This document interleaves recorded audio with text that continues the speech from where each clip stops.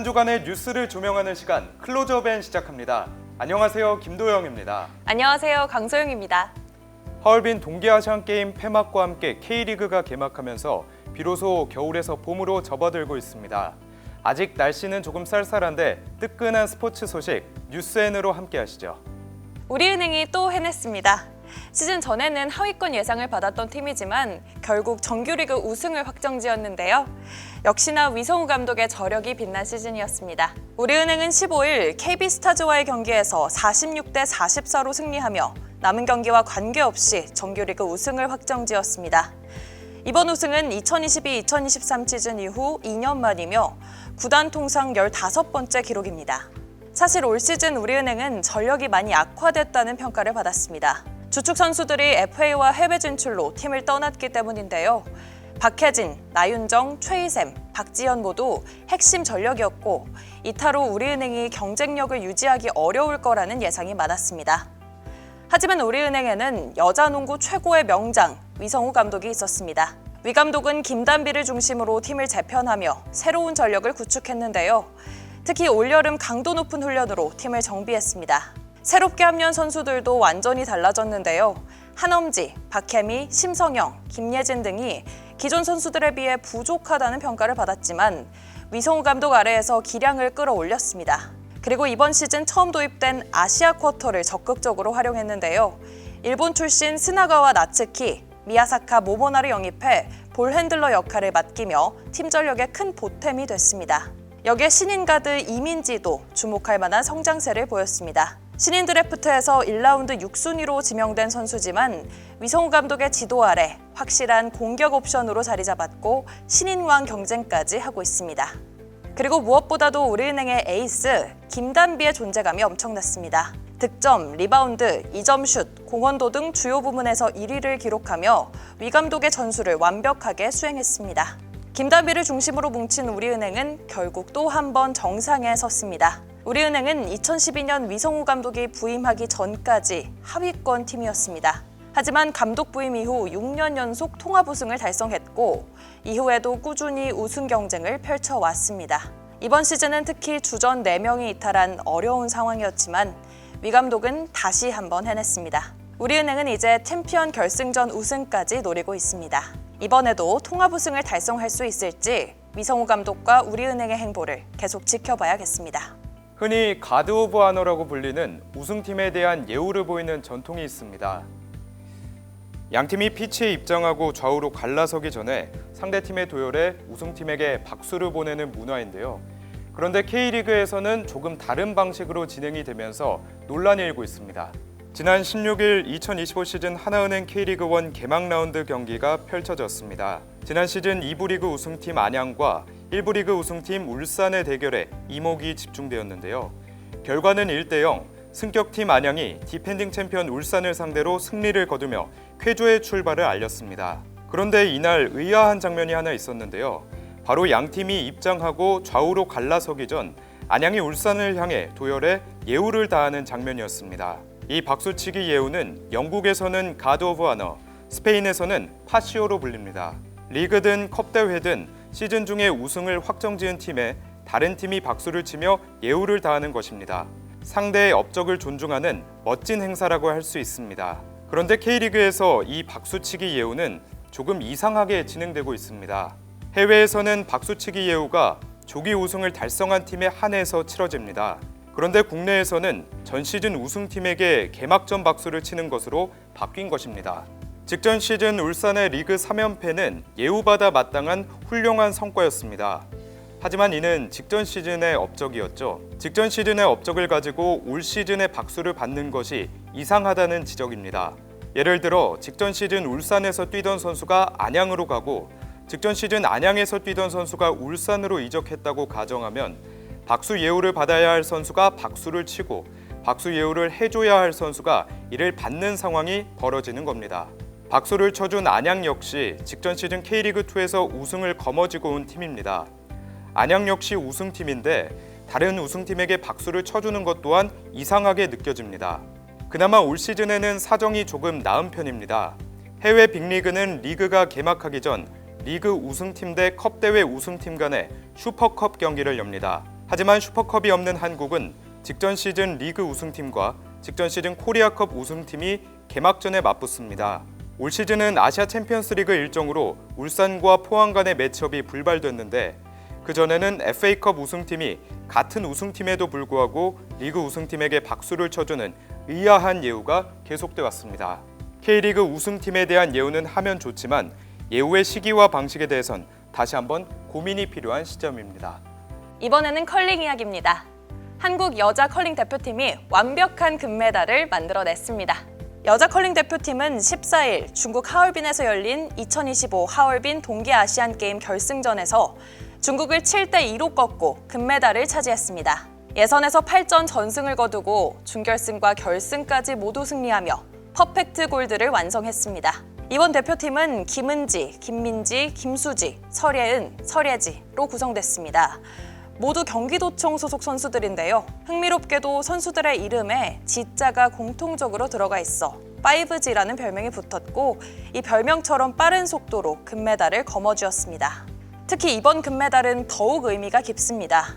한국 여자 컬링 대표팀이 아시안게임에서 금메달을 따낸 건 2007년 창춘대회 이후 18년 만인데요. 그것도 전승으로 이뤄낸 우승이라 그 가치가 더욱 큽니다. 이제 여자 컬링 대표팀이 다음 목표로 어떤 무대를 바라볼지 앞으로의 활약을 기대해 보겠습니다.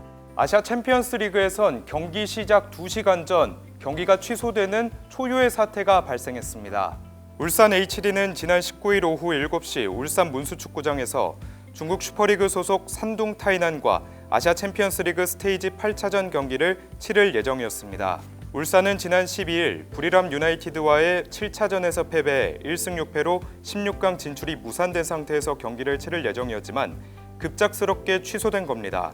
AFC는 19일 공식 홈페이지를 통해 산둥이 울산과의 리그 스테이지 경기에 임하지 않겠다는 의사를 확인했으며 이후 산둥 타이난 FC가 AFC 챔피언스리그 엘리트에서도 물러남을 알려드린다고 공시했습니다.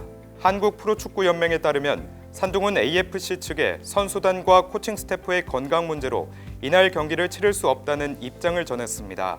이에 AFC가 규정상 한 경기만 불참할 수 없으며 대회 전체를 포기할 수밖에 없다고 안내하자 산둥이 이를 받아들였다는 게 프로연맹 측의 설명입니다. 산둥은 지난 11일 홈에서 열린 광주FC와의 아시아 챔피언스 리그 경기에서 관중들이 고 전두환의 얼굴이 새겨진 사진을 들고 응원해 논란이 된 바 있는데요. 일각에서는 이와 관련된 일이 아니냐는 추측도 나오고 있습니다. 이어서 하얼빈에서 날아온 또 다른 기분 좋은 소식입니다. 한국 피겨스케이팅이 아시아 무대에서 새로운 역사를 썼습니다. 2025 하얼빈 동계아시안게임에서 김채연과 차준환이 나란히 금메달을 획득하며 동반 우승을 차지했습니다. 김채연은 여자 싱글에서 역전 우승을 거뒀습니다. 프리스케이팅에서 147.56점을 기록하며 총 219.44점으로 금메달을 차지한 김채연은 강력한 우승 후보였던 일본의 사카모토 카오리를 제치고 정상에 올랐습니다. 남자 싱글에서는 차준환이 금메달을 차지했습니다. 프리스케이팅에서 완벽한 연기를 펼치며 최종 총점 281.69점으로 우승했습니다. 일본의 카기야마 유마를 제치고 금메달을 거머쥐었습니다. 대한빙상경기연맹은 선수들의 경기력 향상을 위해 이탈리아 전지훈련과 맞춤형 훈련 프로그램을 지원했으며 이번 성과에 큰 기여를 했습니다. 윤홍근 대한빙상경기연맹 회장은 김채연과 차준환 선수는 대한민국 피겨스케이팅의 새로운 역사를 쓰고 있다고 축하의 메시지를 전했습니다. 올 시즌 대전으로 새롭게 둥지를 튼 K리그1 득점왕 출신 주민규가 개막 라운드 MVP의 영예를 안았습니다. 대전 하나시티즈는 지난 15일 포항 스틸야드에서 치러진 포항 스틸러스와의 하나은행 K리그1 2025 1라운드 경기에서 3대 0으로 승리했습니다. 이는 대전이 포항 상대로 거둔 15년 만의 승리입니다. 주민규는 후반 41분과 44분 멀티골을 터뜨리면서 팀의 승리를 이끌었습니다. 경기 초반 볼 경합 과정에서 눈을 다치는 부상을 입었음에도 90분간 활약했습니다. 주민규는 올 시즌을 앞두고 챔피언인 울산 HD를 떠나 대전으로 전격 이적했습니다. 자신에게 첫 태극마크를 안긴 황선홍 감독의 러브콜을 받고 대전에 합류한 주민규는 첫 경기에서부터 본인의 존재감을 드러냈습니다. K리그1에서 2차례 득점왕을 차지하며 지난해까지 4시즌 연속 2자릿수 득점을 기록한 주민규는 이날 2골을 추가하면서 1부 리그 94골로 통산 100호 골을 눈앞에 두게 되었습니다. 한편 K리그1 1라운드 베스트 매치는 16일 전주 월드컵 경기장에서 치러진 전북현대 대 김천 상무 경기가 선정됐습니다. 김천은 전반 13분 유강현의 선제골로 앞서갔지만 전반 추가 시간 전북의 박진섭이 동점골을 터뜨리며 추격 의지를 불태웠습니다. 전북은 후반 35분 전진우가 헤더골을 터뜨리며 2대1 승리를 챙겼습니다. 전북은 선제 실점 이후에도 투지를 발휘하며 역전에 성공했고 시즌 첫 경기를 승리로 장식하며 1라운드 베스트 팀에도 선정됐습니다. 배구 레전드 김연경이 은퇴를 선언했습니다.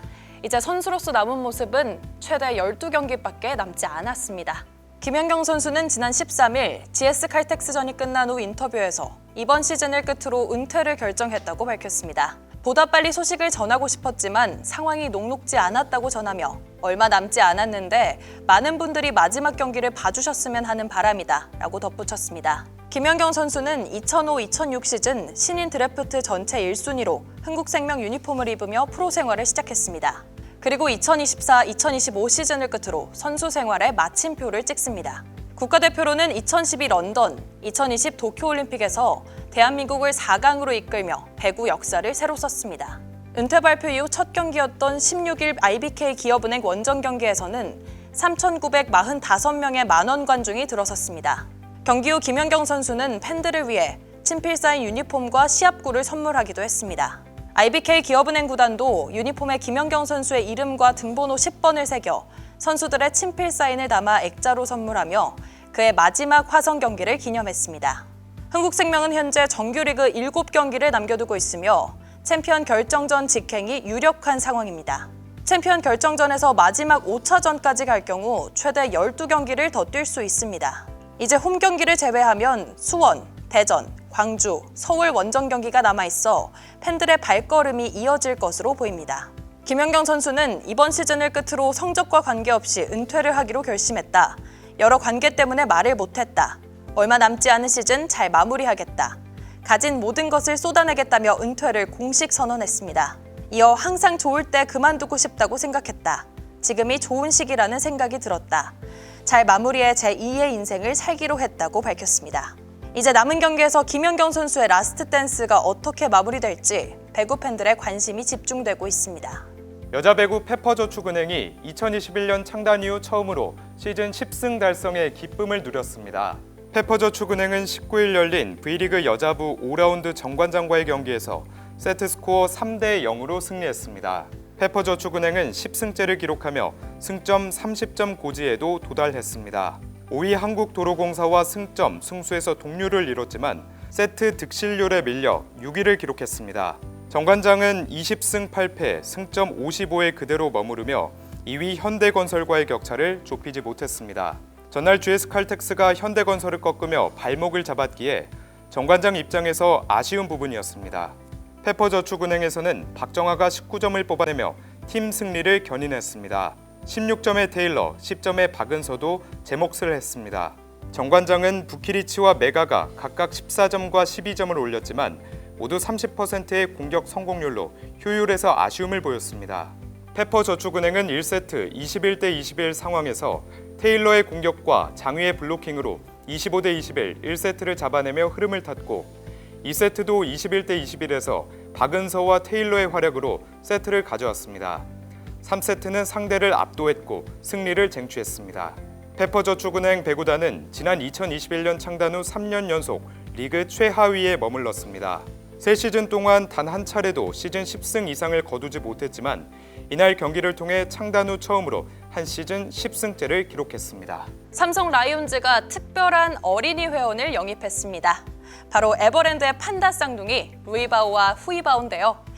팬들에게도 귀여운 선물이 될 것 같습니다. 삼성 라이온즈는 에버랜드와의 협업으로 2025 시즌 어린이 회원으로 루이바오와 후이바오를 맞이했습니다. 지난 1월 24일 삼성 라이온즈 이종열 단장과 에버랜드 배태경 부사장 그리고 판다 아빠 강철원 사육사가 참석한 가운데 공식 입단식을 진행했는데요. 이 자리에서 루이바오와 후이바오에게 삼성 라이온즈 어린이 회원 유니폼이 전달됐습니다. 이후 라이온즈 관계자들은 강철원 사육사의 안내로 판다월드를 관람하고 사파리 체험까지 하며 특별한 시간을 보냈습니다. 이종열 단장은 루이바오와 후이바오를 라이온즈 가족으로 맞이하게 되어 기쁘다며 국내 최대 테마파크 에버랜드와의 협업이 더욱 뜻깊다고 소감을 밝혔습니다. 앞으로 삼성 라이온즈와 에버랜드는 다양한 협업을 이어갈 예정인데요. 2005 어린이 회원 키트에는 루이바오와 후이바오 캐릭터가 적용된 유니폼, 모자, 가방, 파우치 등이 포함될 예정입니다. 또 3월 말부터는 에버랜드 파크와 라이온즈 팀 스토어에서 콜라보 굿즈 30여 종이 새롭게 출시될 예정입니다. 뿐만 아니라 5월에는 대구 삼성 라이온즈 파크에서 에버랜드 데이 이벤트도 예정되어 있는데요. 야구와 동물을 사랑하는 팬들에게 특별한 경험이 될 것으로 기대됩니다. 이번 판다 쌍둥이의 어린이 회원 입단으로 삼성 라이온즈는 색다른 팬 서비스를 선보이게 됐는데요. 앞으로 펼쳐질 다양한 이벤트에도 많은 관심이 모아지고 있습니다. 바이에른 뮌헨이 극적으로 챔피언스리그 16강 진출 티켓을 따냈습니다. 바이에른 뮌헨은 19일 한국 시간으로 오전 5시 독일 뮌헨에 위치한 알리안츠 아레나에서 치러진 셀틱과의 챔피언스리그 16강 플레이오프 2차전에서 1대1 무승부를 거뒀습니다. 이로써 뮌헨은 1, 2차전 합계 3대2로 셀틱을 누르고 극적으로 16강행 티켓을 거머쥐었습니다. 김민재는 다요 우파메카노와 함께 중앙 수비로 선발 출전했고 셀틱의 양현주는 교체 명단에 이름을 올렸습니다. 양팀이 전반전을 0대0으로 마친 가운데 선제 득점은 셀틱이 기록했습니다. 후반 19분 뮌헨은 패스미스로 셀틱의 공격을 허용했고 김민재가 태클을 시도했지만 제대로 걷어내지 못하며 실점으로 이어졌습니다. 이후 바이에른 뮌헨은 교체 카드를 꺼내들어 공격의 변화를 가져갔고 셀틱은 양현준을 투입해 추가 득점을 노렸습니다. 패색이 짙어지던 후반 추가 시간 바이에른 뮌헨은 벼랑 끝에서 살아났습니다. 고레츠카의 헤더 슈팅이 골키퍼 선방 이후 세컨볼로 흘렀는데 이것을 데이비스가 침착하게 골로 연결하면서 경기의 균형을 맞춘 겁니다. 바이에른 뮌헨은 이 극적인 골로 합계 3대2로 셀틱을 누르고 챔피언스리그 16강행 티켓을 따냈습니다. 한편 실점의 빌미를 제공한 김민재는 축구 통계 사이트 후스코어드닷컴으로부터 평점 5.9점을 받으며 혹평을 피할 수 없었습니다. 한 주간 STN에서 준비한 다양한 프로그램을 소개해드리는 위클리 앱입니다. 네, 이번 주에도 풍성한 볼거리들이 가득한데요. 2월 24일 월요일 정오에 제5회 인카금융 슈퍼볼링 개인전 24회가 방송됩니다. 그리고 이어서 오후 1시에는 달려라 청춘 133회가 이어집니다. 정규 프로그램도 알차게 준비되어 있습니다. 화요일 오후 8시에는 잘되고 잘들이 30회, 금요일 오후 8시에는 조연심의 브랜드 인사이드 시즌2 9회가 방송됩니다. 주말에도 즐거운 프로그램들이 가득합니다. 토요일 오전 11시 탁구 국가대표 안재현 선수와 함께하는 이벤트 매치가 준비되어 있습니다. 2025 올리즈배 아리랑 탁구 페스티벌 이벤트 경기 안재현을 이겨라가 방송됩니다. 오후 8시엔 전설의 톡톡톡 7회가 여러분을 찾아갑니다. 일요일 오전 11시엔 올리즈배 탁구 페스티벌 본선 경기까지 주말을 풍성하게 채울 프로그램들이 준비되어 있습니다. 많은 시청 바랍니다.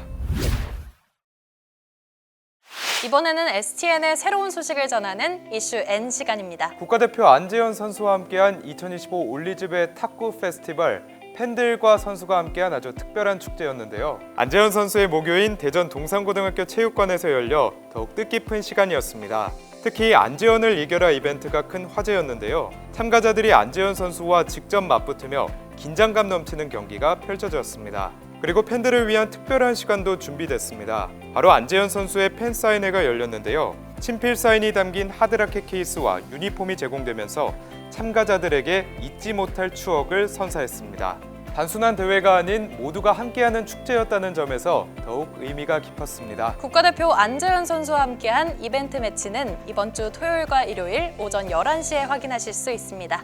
많은 시청 부탁드립니다.